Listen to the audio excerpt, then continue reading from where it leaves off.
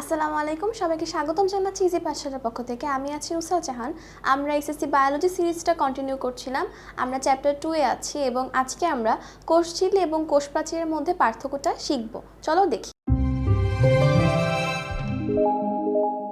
আমরা কিন্তু আগের ক্লাসগুলোতে কোষ প্রাচীর কি, কোষ ঝিল্লি কি ডিটেলস জেনেছিলাম, পিকচারও দেখেছিলাম এবং আজকে আমরা সেটার পার্থক্যটা দেখব, যেটার মধ্যে কোন কোন পার্থক্য রয়েছে। দেখা যায় একটা ক্ষয়ের জন্য সিকিউতে কোশ্চেন চলে আসতে পারে যে কোষ ঝিল্লি এবং কোষ প্রাচীরের মধ্যে পার্থক্য লিখো। সেক্ষেত্রে আমরা এইভাবে পার্থক্যটা লিখলে ফুল মার্কস ক্যারি করতে পারবো। তাহলে আমরা দেখি কি কি পার্থক্য আসলে রয়েছে। এখানে দেখা যাচ্ছে কি, আমরা যদি একটু খেয়াল করি জিনিসটা, প্রথমেই সজীবতার একটা পার্থক্য রয়েছে, তারপর অবস্থান, গঠন, কাজ এবং অলঙ্করণের মতো 5টা পার্থক্য রয়েছে এদের দুজনের মধ্যে। আমরা প্রথমে আসি সজীবতার কথা। যদি বলা যায় কোষ প্রাচীরের ক্ষেত্রে আমরা বলবো কোষ প্রাচীর নির্জীব তথা জড়। আমরা কিন্তু কোষ প্রাচীর পড়ার সময় জেনেছিলাম যে এটা কি জড় পদার্থ দ্বারা তৈরি। আচ্ছা, এরপর আসি আমরা যদি বলি কোষ ঝিল্লি বা প্লাজমা লেমা বা প্লাজমা মেমব্রেনকে নিয়ে, এটা কিন্তু ঠিক অপোজিট হবে।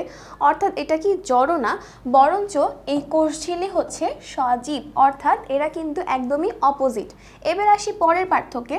যদি আমরা বলি অবস্থানের কথা, কোষ প্রাচীর উদ্ভিদ কোষের বৈশিষ্ট্য এবং কোষ ঝিল্লির বাইরে অবস্থিত। অর্থাৎ কোষ প্রাচীর কার থাকবে? উদ্ভিদ কোষে। এবং আমরা যদি বলি কোষ ঝিল্লিকে নিয়ে, কোষ ঝিল্লি উদ্ভিদ এবং প্রাণী উভয় প্রকার কোষে থাকে। অর্থাৎ কোষ প্রাচীর শুধুমাত্র উদ্ভিদ কোষে থাকলেও কোষ ঝিল্লি কিন্তু উভয় কোষে অবস্থান করে। এটাই হচ্ছে পার্থক্যটা। এরপর আসি গঠনগত দিক থেকে। প্রধানত সেলুলোজ নির্মিত হয় এই কোষ প্রাচীরটা, জড় হয়, শক্ত হয় এবং ভেদ্য প্রাচীরযুক্ত হয়ে থাকে। এবং আমরা যদি বলি কোষ ঝিল্লির কথা, তবে এটা প্রধানত প্রোটিন লিপিড সমন্বয়ে গঠিত, অর্থাৎ প্রোটিন এবং লিপিড, এবং এটা জীবন্ত, স্থিতিস্থাপক, অর্ধভেদ্য পর্দা যুক্ত। এটা কিন্তু সম্পূর্ণ ভেদ্য না, বরঞ্চ অর্ধভেদ্য। এরপর আসি আমরা কাজের ক্ষেত্রে।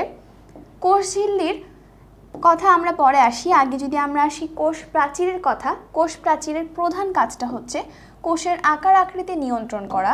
তাহলে কি নিয়ন্ত্রণ করবে? একটা কোষের আকার আকৃতি এবং কোষকে দৃঢ়তা প্রদান করবে। এটা কিন্তু কোষ প্রাচীরের কথা হচ্ছিল। এবার আমরা আসি কোষ ঝিল্লির কথা। কোষ ঝিল্লির প্রধান কাজটা হচ্ছে কোষের ভেতর বাইরে প্রয়োজনীয় বস্তুর চলাচলটা নিয়ন্ত্রণ করা এবং কোষস্থ প্রোটোপ্লাজমীয় অংশটাকে সংরক্ষণ করে রাখা। ওকে, একদম লাস্টে অলঙ্করণের ব্যাপারে একটু আসি আমরা।